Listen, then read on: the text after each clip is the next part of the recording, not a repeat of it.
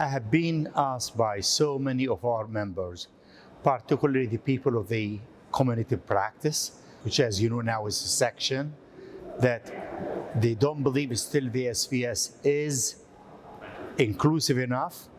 They think it's still what we call an exclusive club. And I emphasize on the fact it's not really true. So I review the structural changes, the governor changes, which we have in the SVS to show them how we radically changed over the past 50 years, including having them in every leadership position. For example, nominating committee, appointment committee, community practice leadership with its own section to issue and discuss all their special interests and so forth. And membership, as you heard me about in my presidential address, when I was a member in 1991, when I became a member, there was only 9 of us elected to the membership because they were really exclusive, with main emphasis on academia. Nowadays, we're open to any board certified vascular surgeon, whether you are a community practitioner, you're hospital employed, university professor, it does not make a difference.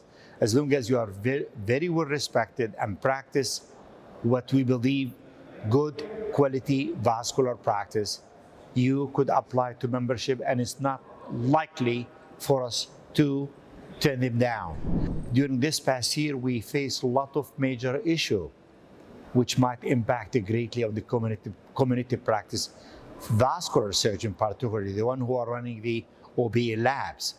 Why? CMS came out with almost disastrous proposed cut to cut their reimbursement for literally most of what they do in the OBA lab. So we got into a major coalition, surgical coalition, which got together, and we believe we successfully were able to make this cut much easier to be tolerated. So we were hoping and still hoping we will continue doing that part to help them keeping their practice alive, because we need them literally in every place, not only in cities, but mainly in rural America also. So other thing that he would try to do, we were asked by so many people to put proper indications of what we need to do to give a better care, good quality to vascular patients. So we did our part where trying to put quality guidelines, appropriate indication with some terminology which will not be used by whether the insurance company or medical legal system, that they are doing the unnecessary things. So we worked with their leaders to make sure whatever we're putting on these documents is something goes along with the quality we look for, but also appropriate indication of some of these interventions. And that's just simply a very little bit of what we did towards the community practice. You might also notice in my presidential address, in the appointment committee, we made every effort to make sure we are equally distributing all the, not only membership, but all the committee which run the structure of the SVS, very well balanced. What does this mean?